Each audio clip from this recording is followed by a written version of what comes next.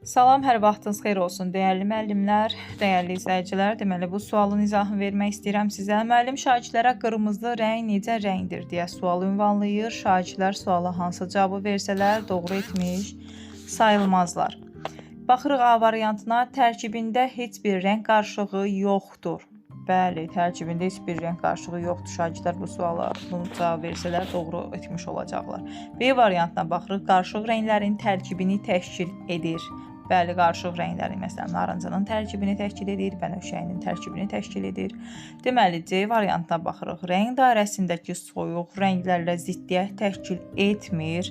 Bu yanlışdır, çünki rəng dairəsində soyuq rənglərlə ziddiyyət təşkil edir. D variantına baxırıq. Emosiyanın qavraması dinamik, üsyankar, həyəcanlı və bayram sayağıdır. Bu da doğrudur. Deməli, C variantımız, əgər şagirdlər bu cavabı versələr, doğru etmiş sayılmazlar.